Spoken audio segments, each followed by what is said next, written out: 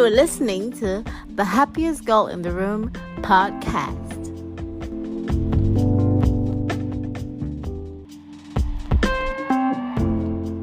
Hey. Welcome back to the Happiest Girl in the Room podcast, also known as the Happiest Diaries.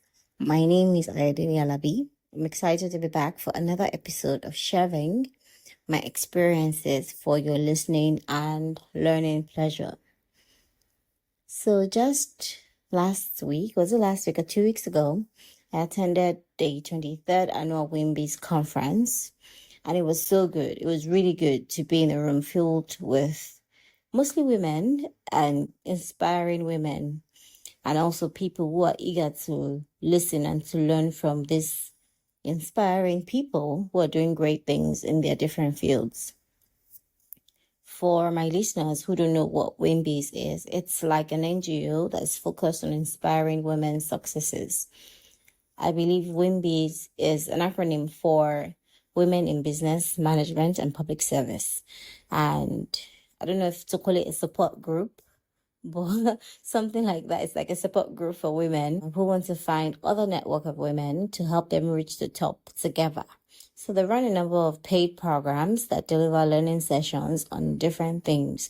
But the annual conference is like the biggest one. Yeah. And so I went for this year's conference.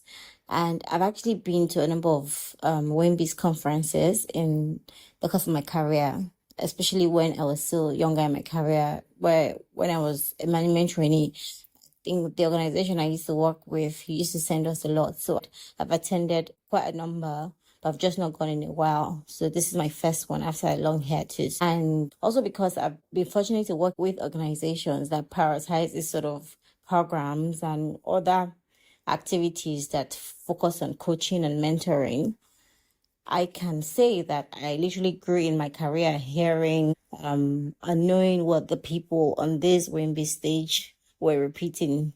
Yeah. And so for someone like me who is intrinsically motivated, I usually feel like I'm not the right audience for those sort of things. Because when you're intrinsically motivated, it just means that you're driven by what's inside. So the activities that you do, or the things that you chase, is because you're getting personal satisfaction from it, not because of some external factors. And I used to tell myself, or I tell people a lot, that I am so self-aware. I would call it one of my biggest strengths now. And so I know that I am motivated not by the things on the outside.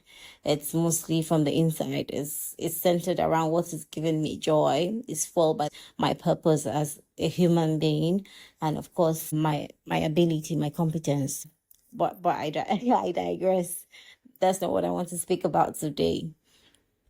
Yes, as I said, I know that I'm motivated from the inside, but still, because I've not been here in a while, I was actually very, very grateful to be in the room, and I really, really enjoyed the sessions, and it was really helpful to hear these inspiring conversations again.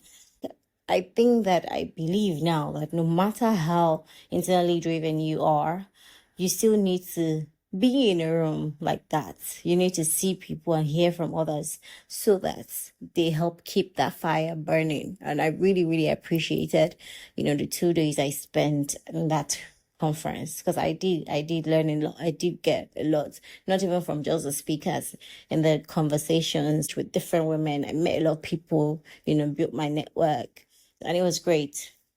But let me get to the main gist of today's episode.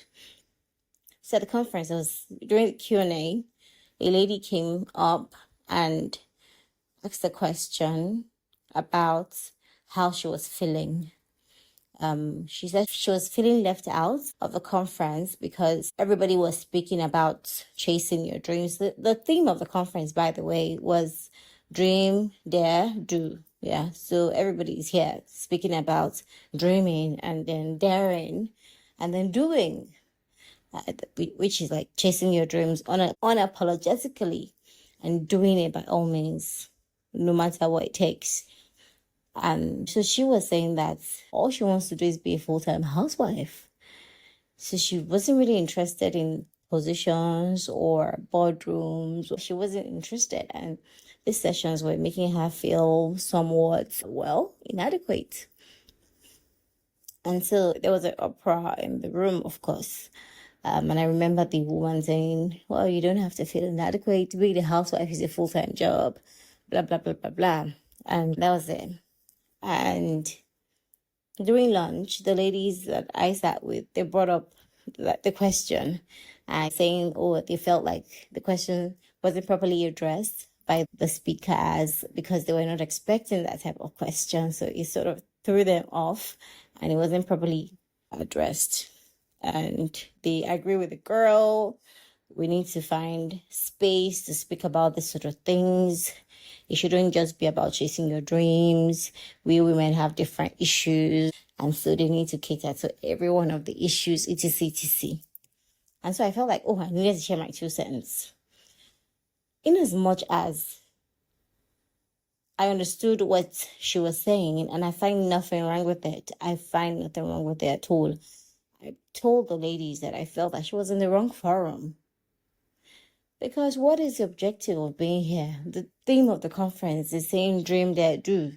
The objective of a group like WIMBIZ is to inspire women's successes. If they want you to chase after dreams, they want to get you in the boardrooms. They want to make more female leaders in businesses, in public and private sector. That is what they do. And then you come into a forum like that and you say you feel excluded because you don't want to do all of that. All you want to do is be a housewife. And they need to make you feel included or cater to your own need for validation, which is what she said in different words. I'm like, no, I feel like you're in the wrong forum. Honestly, you're in the wrong forum. That's what I felt like. Come on. And not to sound insensitive, because there is absolutely nothing wrong with wanting to be a full-time housewife. I totally respect that. And you know what? I actually believe that most women who are hustling right now would rather not, if they can actually adequately be supported in a way that they really want to. If you have that support, if you talk about old money, I'll sit there in my house and be churning out books. I'd love to write. I want to write. I would maybe be on my Happiest Girl in the Room sequel by now. I'm just saying that, we all have that. Where the lady is right now, I'm sure that if you look deep within, a lot of us feel like that, or I felt like that before. So it's not about judging her or anything. But my point is, you shouldn't be feeling excluded and seeking validation in a room full of people that are not headed in your direction. That's my point. You're in that sort of room with people whose goals are different from yours, and it's making you feel some type of way. You know what? Pick up your bags, get out. Get out and find your own tribe. It's that simple. It's that simple. But then again, maybe it's not that simple. Because I then, started to think about it. And the more that I thought about it, the more I realized what the real issue was. Well, at least in my opinion, I feel like the issue here with this lady, or with anybody who, okay, let me just use this lady because she asked the question. I feel like she felt like she was sitting in a room full of high achievers. And so it made her feel inadequate because she probably felt that her own dreams were not good enough, in some way.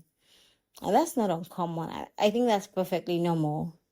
But the thing is, now getting to the crux of my monologue today, is that you shouldn't beat yourself up about things like this. Why? Self-awareness. That is where self-awareness comes in. Self-awareness is what I want to dwell on a bit. Self-awareness helping you to remove that need for external validation. When we begin to look outside ourselves for validation, it's often because we are not sure of who we are. We are not sure of what we are, why we are, why we are where we are. I don't know if you get me. But, we feel like we're not enough as we are. We don't feel safe with ourselves, like within ourselves. And that's why it's so important that we must not stop discovering who we are. The more we understand who we are, the better we become at moving forward on our own path without needing others to tell us if what we're doing is okay or not okay. Once we know who we are, once you can find your purpose, you can what you're good at, you figure that out, your competence, your abilities, and your passion, your purpose. Once you know that, you will not be distracted by what everyone around is doing or what they're not doing. You will not. And once it's clear to you, you begin to have those thoughts, and you begin to have those beliefs, and you begin to take actions that align with who you are authentically. And so peradventure you're this lady and you find yourself in a room of people that make you feel inadequate. Let me offer you some reassurances. You have to constantly remind yourself that your dreams are different from theirs. That's absolutely fine. And as I said to that lady in my head when she was when she was asking that question and saying all of that, I was like, lady, pick up your bag and get move. You're not a tree, honestly. And that's what I feel. Like, you just need to know who you are. Once you know who you are, and you won't be distracted, or you won't be seeking validation, or you won't feel some type of way if you're in that sort of room and people are saying, oh, I'm doing this, I'm doing that. I don't want to do that. So yay for you. That's it. And I keep it moving because I know that, okay, yay, it's great that you're doing that, but that's not what I want to do. That's not what interests me. That's not my passion. That's not my purpose. And that's absolutely fine, because we're different people, different values, different beliefs, different passions, different purpose. And so we should not be held, or we should not feel some type of way if we are, in a room full of people that are not heading in our direction. So, but if we begin to feel some type of way, then we need to just leave. Leave. You're not a tree. But also, if your dreams are similar to people in a room and you feel like, oh, they're way ahead of you, I also think that you shouldn't feel terrible. You shouldn't feel terrible either. Just know that everybody started from somewhere. Comparing yourself to other people's highlights is you being so unfair to yourself. Because in that room, on that stage, what are people sharing? They're sharing their highlights. They're sharing the highlights of their lives, of their career journey. Yeah, they're at the top now, they're killing it. Yeah, but there's a lot that they're not sharing that you don't know. But guess what? You know everything about yourself day to day. And then you begin to compare your day to day to somebody's highlights. Come on. You're just being unfair. We need to be kinder. We need to be kinder to ourselves, really. So if you are in that kind of room, what do you need to do? It's not to stay away from those kind of rooms, though, because we need it. As I said, even me, that I know that I'm internally driven, I realized that, it felt good to be in that room. It felt really good because I was like, whoosh, I can do that. That lady is saying that, oh, I can do that. Because you learn things. You learn how to do things better. You learn how to even shorten your own learning trajectory. Oh, yeah. So it helps you. So I feel like when you're in that sort of room, you need to view people's successes as inspiration, not as intimidation. Take the lessons, be inspired. You know that these people did it. They don't have two heads, as our African mothers will say. what if you? Everybody can relate. Oh, we took first in your class. Person that took first, do you have 5 heads? Isn't the same one head? Exactly. So that's it. They did it, so I can. And that's what you need to tell yourself. The experiences will make your own journey easier and shorter.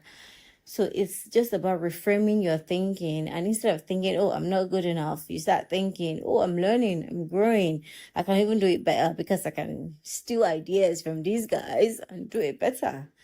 You get. So it's very, very important to reframe our mind in that way. Another thing that I think is also important is to enjoy the process.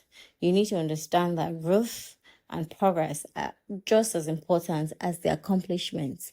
It's not until I become the corporate affairs director, yes, that's my ambition.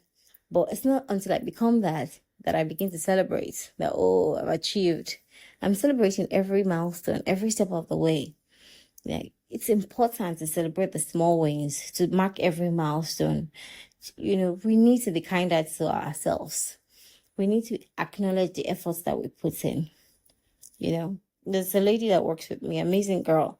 She just finished her service year. I remember being all excited about it. And, I'm just, hey, she's finished that. She's doing the NYC. And then, I started to feel like maybe she felt I was weird. But so I just needed to explain to her that, this is me. This is how I do. I celebrate every milestone because I think that it's important of your growth journey. It's important to always acknowledge your progresses. And then it spurs, well, that's for me, it spurs me on so that I'm like, okay, I need to get to the next milestone so I can celebrate again. I need to, because you can't keep waiting solely to get to the destination before you take a breather and then you're happy. No. Because the truth is, you never even know when your time on earth is done. Before the destination you are chasing, if you get there before it's time to go back home to your father. Okay, not to make this a somber moment, but I'm just really trying to get a point across. I remember I had somebody, one of my she used to be one of my very close friends, and she once asked me, if I was an abiku. Abiku is Yoruba for I think a child that dies and comes back. I don't know, it's something like superstitious, but Nigerians will probably get it. So she used to tell me, she used to ask me if I was abiku because I was sure to mark my birthday every year. Like every year. It's not like I'm doing a big party or anything, but I would definitely do something. I would take my friends out or invite my friends over, like get the cake, dramatize this. And to which she felt it wasn't necessary. You should just have those milestone birthdays, 5, 10, 20, maybe is it 20, is it 25, is it 40, yeah, 50, yeah, those ones. But me, every year, I remember doing this. I said, wait, come to think about it. Are you happy? In fact, it was a very weird question, but for me, it's more about the gratitude mindset. It's the reflections that I have. It lets me understand and appreciate, that though I'm not where I want to be, I'm also not where I used to be. And so I take that moment of gratitude to God for the life that I have. And to my final point, it's very, very important to know that our achievements should not be solely defined by external metrics. It shouldn't be, I'm getting an award. It's sweet to get an award, I got one recently. It was very exciting. So I know the feeling. It's very exciting. But the truth is, we shouldn't be defined by those external metrics. They shouldn't be defined by how society views success. We should define our own success meter so that we are constantly celebrating ourselves when we feel like we've reached where we want to reach. So for that lady who wants to be a housewife, if that's her own success meter, that's perfect. And she gets married, she has a baby or 2 babies, she becomes a homemaker. And she's successful in her own right because that is what she has defined her measure of success is to be. And that's fine. And that's why we need to stop holding ourselves to standards that are not ours. My friend, she's relocated to Canada now. She was also at that time, but I know now her goals have also changed. And you see, your goals too can change. At that time, she was a full-time housewife. And man, she was as busy as me doing 9 to 5 because she fully involved in the lives of our kids. French lessons, piano lessons, swimming lessons, yes. Pa, pa, pa, pa, pa. And I was almost jealous, like, oh, I wish I had, I could do this. But that was for her. That was what she wanted. And that was success for her. She's from Sierra Leone. She married a Nigerian, but, she wanted her children to speak French fluently at a particular time and she focused 100% attention. When she was just saying that the things that she would do, the DSTV they have in their house is the French version. I mean, they don't speak English at home at all. They speak French at home when they're in school because, in Nigerian schools teaching English, most of them. So that's fine. But once they get home, they're speaking French. And so they are growing up so fluently in French. For her, that's the measure of success. She was doing well at it. Children must, explore their artistic side, their creative side. So they're painting, they're doing this, they're doing that. I was almost jealous. So, I wish I had the time to be able to do this. But guess what? I don't. Our circumstances are so different. And even though I want that, that's not my reality. And so it would be crazy for me to now begin to measure my own successes by that and begin to feel like I'm failing. You get me? So I think that we need to stop solely defining our achievements by this external matrix. So back to those intrinsic motivation. What is it that brings you joy? What are your dreams? Whatever it is you're doing, is it what you want to do? Are you getting better at it? If yes, then congratulations, because that's the biggest accomplishment ever. It's not what Forbes list 40 under 40, 50 under 50, 30 over 30 over 30. Most of those lists that we see, they're great. I'm not saying they're not great, but I'm just saying that it shouldn't just be about that. That should be the icing on the cake. That shouldn't be what you're chasing, honestly. According to one popular quote that I really, really, really like, I don't know who said it, but I know I've seen it. I saw it somewhere and I really like it. So you're not behind. You are exactly where you need to be. So always keep that in mind. Discover yourself and keep going after your goals. Remember, feelings of inadequacy, they are temporary and they're actually common. Everybody that you see that you think they're superstars, if you ask them, I'm sure they all have it or they had it at some point. They felt that type of way. We all feel it, but don't let it last. Just shake it off. Well, shake it off, according to Taylor Swift. Just shake it off. And when in doubt, always draw from the scriptures. Philippians 4:13 says, I can do all things through Christ who strengthens me. So have that back of your mind. Whatever you put your mind to do, guess what? You can do it through Christ who strengthens you. Just go for it. Focus on your journey and you will definitely find your place among achievers. Thank you again for listening to the Happiest Diaries podcast. Please share your feedback in the comments. I would love to read from you. Follow, like, subscribe. Those things that you're supposed to do to blogs or to podcasts. Yeah, so that I can get more listeners and followers. Thank you. Till next time. Bye-bye.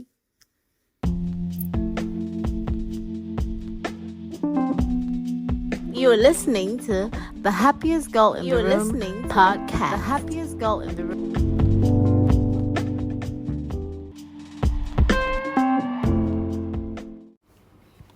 Thank you for listening to the Happiest Girl in the Room podcast. See you next time. Bye-bye.